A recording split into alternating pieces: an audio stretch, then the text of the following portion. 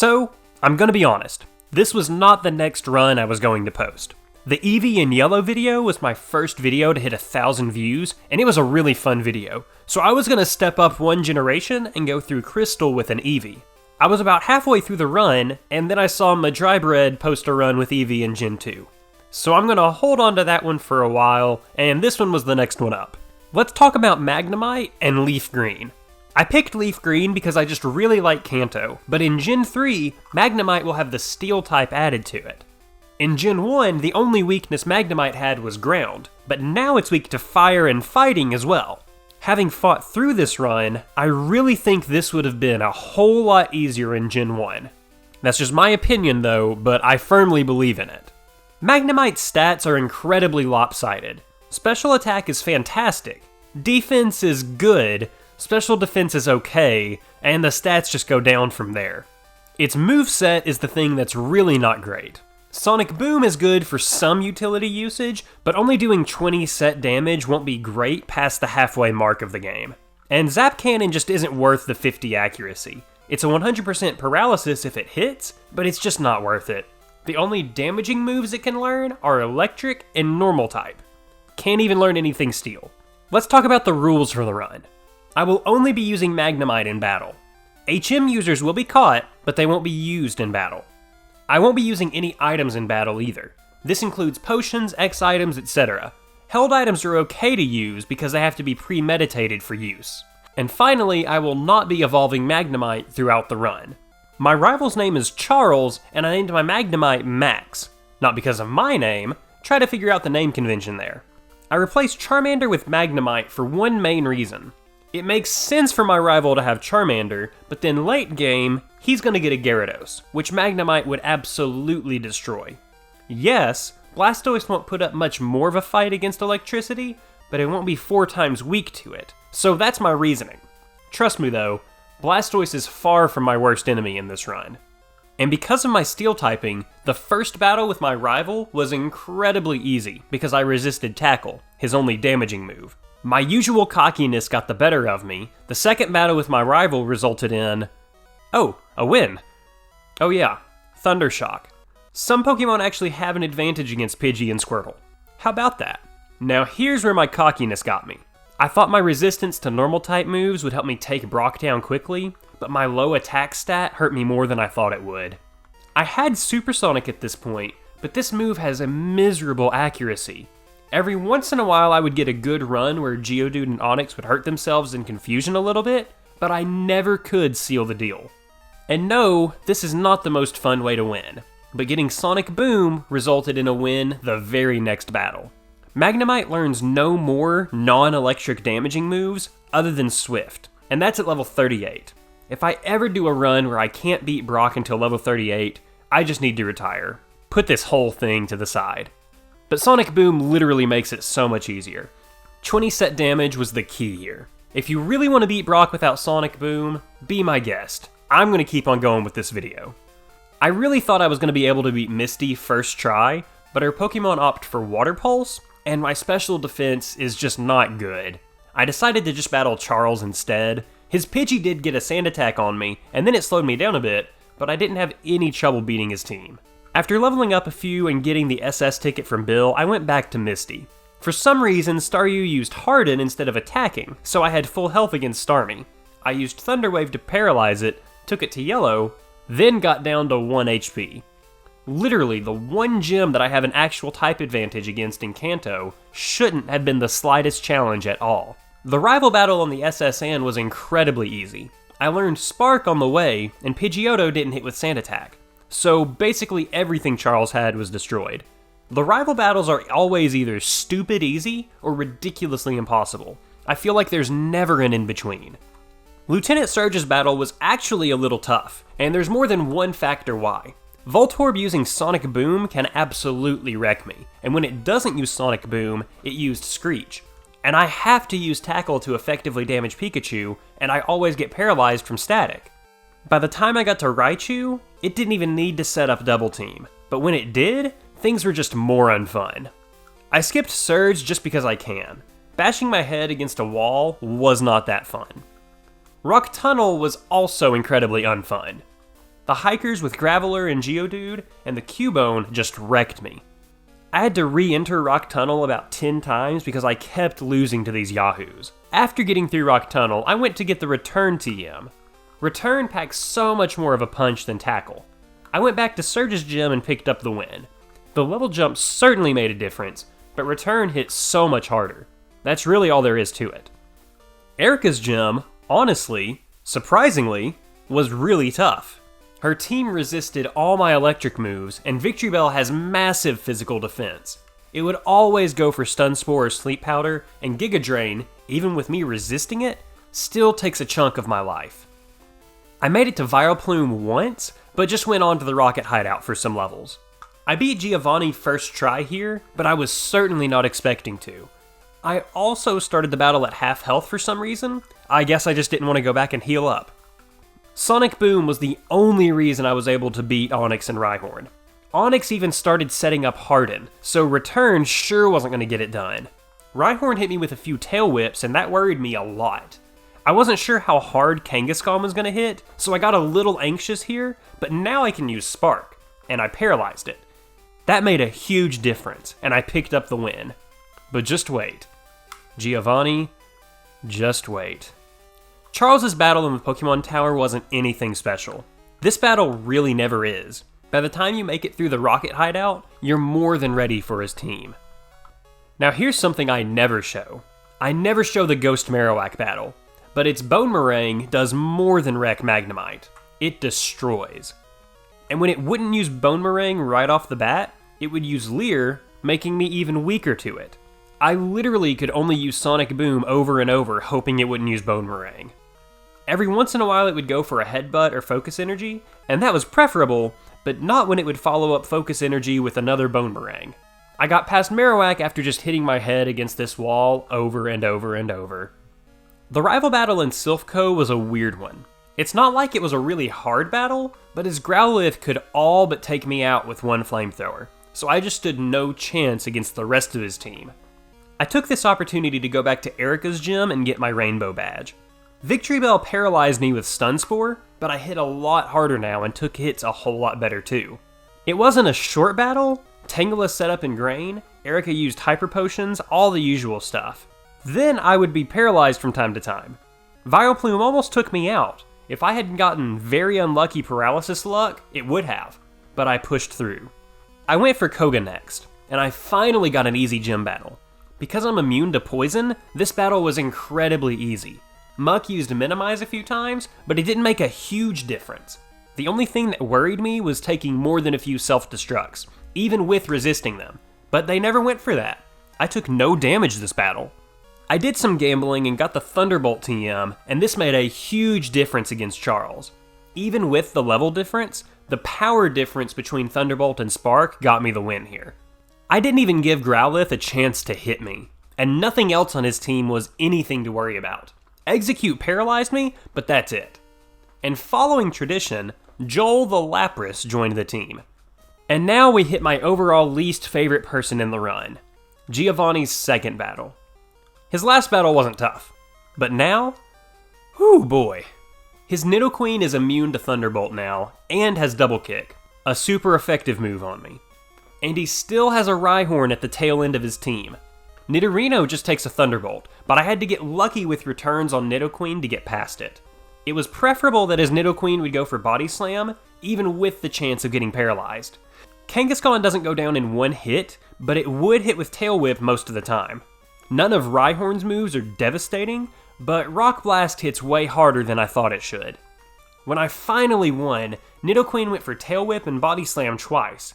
Had it gone for Double Kick, I would have been done. Thunderbolt on Kangaskhan, and it used Rage, which bounced right off of me. Best possible move there. I had plenty of health going in against Rhyhorn now. Scary Face lowers my speed, but it still never ended up being faster than me.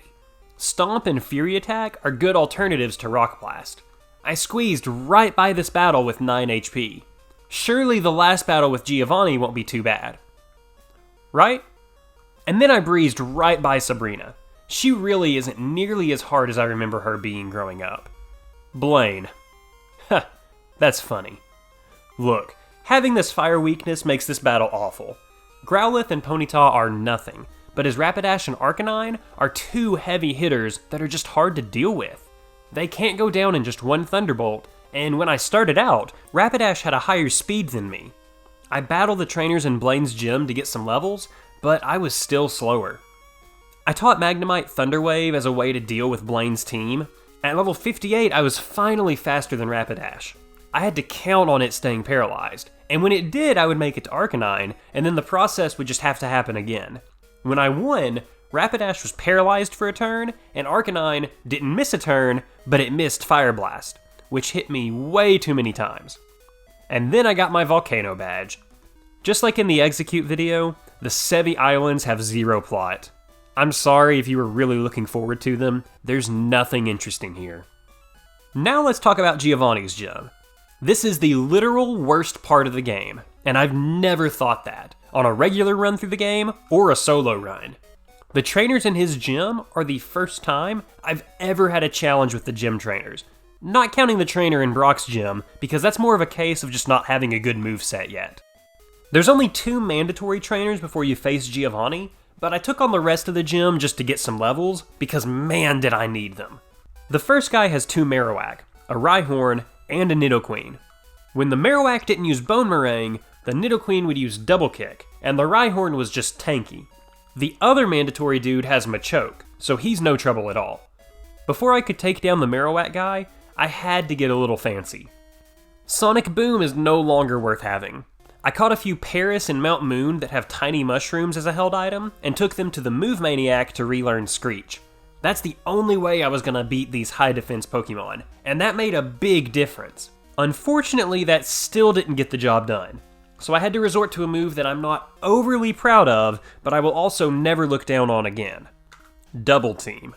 Spamming Double Team is the least skillful way to win a battle. I'm very well aware of that. But I was livid at how many times I would set up 6 double teams and still get hit with an attack. Yes, this is 100% RNG, but I wanted to see how low of a level I could be to get past Giovanni's gym, and I sure don't need to be level 100 to beat Lorelei. When I finally got to Giovanni, I don't even know how many times I attempted this battle. For starters, everything on his team has Earthquake. I got to the point where I could take 1 Earthquake without fainting, but I would only have a little bit of health left over, not enough to mount a comeback in the battle. Here's the strategy for Giovanni. Double team 6 times. Pray that you get lucky and he doesn't hit you. Then you have to use Screech twice, then return to deal any bit of damage on Rhyhorn. Also, I know Earthquake has 100% accuracy regularly, but it just felt like it would hit me every single time, no matter how high or low my evasiveness was. And when it wouldn't use Earthquake, it would use Scary Face, lowering my speed. You need to be faster than his team, otherwise you're just opening yourself up to another attack. Dugtrio, Nidoqueen, and Nidoking aren't nearly as bulky as Rhyhorn because they don't resist normal type moves, but they're still a pain to deal with. And then he has another Rhyhorn at the end of his team. I don't know how many tries this took for me to win. I really don't want to know something awful like that. I do know that I finally won, and it was miserable. Getting this run where Double Team helped me luck out was awful. It was just doing the same thing over and over, restarting when I'd get hurt. At least I didn't have to be level 100 to beat him. Compared to Giovanni's battle, the battle with Charles was ridiculously easy. He does have his own Rhyhorn now, but it doesn't have a ground move. I didn't have to set up Double Team to get past this one, and I'm really glad I didn't. I beat Charles the first time here too, which I was not expecting.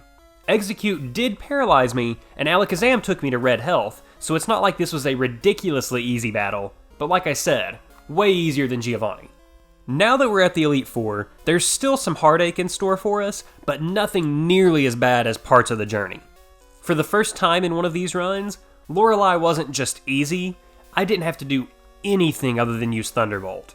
After all these runs where Lorelei was tough, or at least a defensive wall, it was so nice to have an easy battle. But also, unusually, Bruno was tough, for one main reason. Onix. Welcome back to the Double Team strat. I'm so sorry that I have to resort to this to get past him, but when you can barely survive an Earthquake, and his other Pokemon have hard-hitting fighting type moves, you gotta do what you gotta do. When Onyx didn't go for Earthquake, it went for Rock Tomb, which lowered my speed. Just like in the Giovanni battle, this wasn't great because it would let his team attack before me. Hitmonlee, Hitmonchan, and Hitmonchamp were never an issue as long as they couldn't attack. They went down in one hit on a very high roll Thunderbolt. His second Onyx was just as annoying, mainly because it was getting all the way to the end of the battle and getting hit with an Earthquake. To make things really unusual, Agatha and Lance aren't any trouble. Agatha's team is incredibly weak compared to Bruno here. One run I got put to sleep by her last Gengar and it used Nightmare, but even then Magnemite woke up and took it out. And Lance, with 3 flying types on his team, was incredibly easy. The Dragon types did take 2 hits each though, but that wasn't a huge deal. One of the Dragonair always goes for Thunder Wave, and that's annoying, but it doesn't do enough to ever seriously endanger me. And the final battle with Charles is an interesting one. His Pidgeot isn't tough, at all. And his Arcanine really isn't, but at the level I was, it barely survived one Thunderbolt, and always goes for Flamethrower instead of Fire Blast, meaning it's gonna hit every time. And when I would get a crit on Arcanine, I would face his Rhydon. And he taught it Earthquake since we've last battled. I tried setting up Double Team on Pidgeot, and this worked really well, except it has Aerial Ace, so it will always hit you, even though it's minimal damage. The bad moves are Sand Attack and Feather Dance. Sand Attack, I don't even need to explain. Feather Dance harshly lowers my attack stat, and if you take even a single Feather Dance, there's no way to make it past Rhydon. Even with 3 Screeches, taking it to the lowest possible defense, Rhydon is too tanky. The more turns you let it live, the longer a chance it has to hit you with Earthquake. I tried using the rare candies that I had, bumped up to level 89, and I still couldn't get the job done. I don't like this. I hate it. The second run I've done in Kanto in Gen 3, and I had to hit level 100 again. This meant battling Lorelei over and over and losing to Bruno over and over, just to level up. I had to replicate magic once again to get past Bruno, and it took way too long. But when I got back to Charles, Arcanine now went down in one hit. It took so long. Way too long. I don't even know how long it took to finally beat him. Pidgeot hit me with 1 Sand Attack. I contemplated restarting, but I kept pushing through. Rhydon missed Earthquake enough times for me to squeak by. It even got more chances to hit me because I would miss some Screeches or returns. I thought I had the win in the bag when I got past Rhydon. Blastoise, even with 6 double teams, hit me with Hydro Pump because I missed a Thunderbolt. And it did more than half my health, but I got it the very next turn. Alakazam missed Psychic, even though I missed 1 Thunderbolt. Again, super lucky. His final Pokemon, Exeggutor, lived because I missed Thunderbolt again. But then, it missed Sleep Powder 2 turns in a row, and I busted through, beating Charles. And yes, you can beat Leaf Green with just a Magnemite. You just have to get insanely lucky. Or spend way more time playing Pokemon than a human should. Probably a little both. I said it at the beginning of the video, and I'll say it again, having this 4 times weakness to ground moves is crippling, and I think this run would be way, way easier in Gen 1. In fact, I'm going to put a hold on my other runs in progress and do this one, and then I'll upload it next week. I may get proved wrong, but I genuinely think it would be easier. If Magnemite had just learned 1 physical attacking move that wasn't normal type, I think things would have been so much easier to deal with. But I finally had an easy battle against Lorelei, and that's what I appreciate the most. If you've not been watching it, my Pokemon Blue Nuzlocke got really intense in Koga's gym. No spoilers, but I've never cared so much for a Weepinbell before. Give that series a watch. Make sure you like the video and subscribe to the channel for more content. Follow me on Twitter at CoachMaxYouTube, and until next time, see you later.